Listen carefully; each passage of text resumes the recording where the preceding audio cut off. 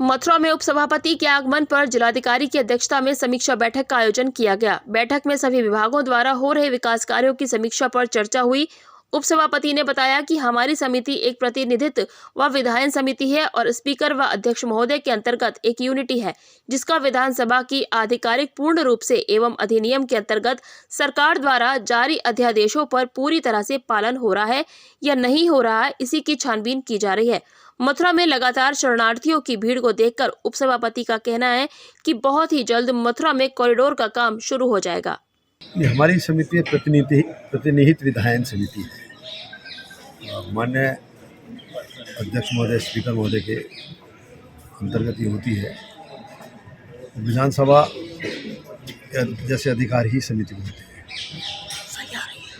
मूल रूप से जो अधिनियम होते हैं उनके अंतर्गत बने गए नियम, रूल्स और बायलॉज, सरकार द्वारा जारी किए जा रहे अध्यादेश, उन सब का पालन हो रहा है कि नहीं हो रहा है, वो छानबीन का काम पूरी तरीके से इस समिति का है।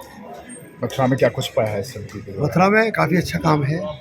जो सब विभागों का आवास विभाग के अंतर्गत अपना प्राधिकरण है, विकास प्राधिकरण है, उसके काम है। सब योजनाएँ पूर्ण है कि एक योजना में पूरा काम प्रगति पे है।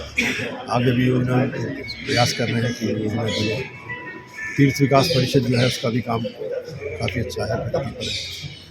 अनेक उसमें उन्होंने अपने लक्ष्यों को पूरा किया है।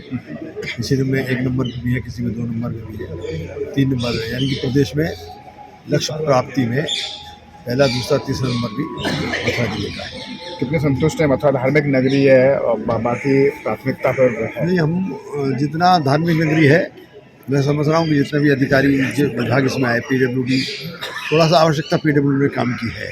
कुछ संपर्क मार्ग हैं, कुछ मुख्य मार्ग हैं जिनका अभी दुरुस्तीकरण नहीं हुआ है।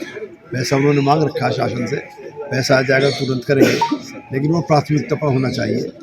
और ऐसा लगता है कि सब लोग भक्ति भाव से, क्योंकि यहाँ बहुत पर्यटक बहुत आते हैं, धार्मिक भक्त बहुत आते हैं जनता, तो उन सबको सुविधा मिलती रहे या सुविधा ना हो, उसके लिए सब अधिकारी लोग कार्यरत हैं। पर्यटन दृष्टि से महत्वपूर्ण है कि जाम बड़ी समस्या है यहाँ पर, उससे लेकर क्या कहेंगे? कॉरिडोर को लेकर भी जीत तो मिली है, लेकिन अभी हाँ देखिए, थोड़ा समय लगेगा। माननीय न्यायालय ने भी और माननीय शासन ने भी, माननीय मुख्यमंत्री जी ने भी उस चीज़ को लिया है और वृंदावन में कॉरिडोर के लिए जो आदेश हुआ है निश्चित रूप से वो जल्दी बनेगा।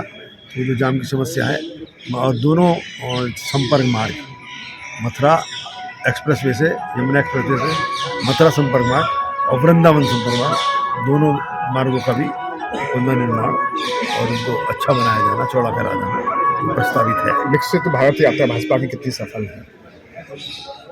भाजपा की विकसित यात्रा तो अभी देखिए, माननीय प्रधानमंत्री जी का उद्बोधन हो रहा था और पूरे देश में उन्होंने बात की, पूरे देश में उन्होंने घुमाया है। तो भारत यात्रा, भारत विकसित संकल्प यात्रा तो जनता को जागृत करने के लिए है, गांव-गांव जाकर, कि जो माननीय प्रधानमंत्री जी की योजनाएं चल रही हैं उनमें सभी सहभागी हों, उसका सभी लाभ उठाएं।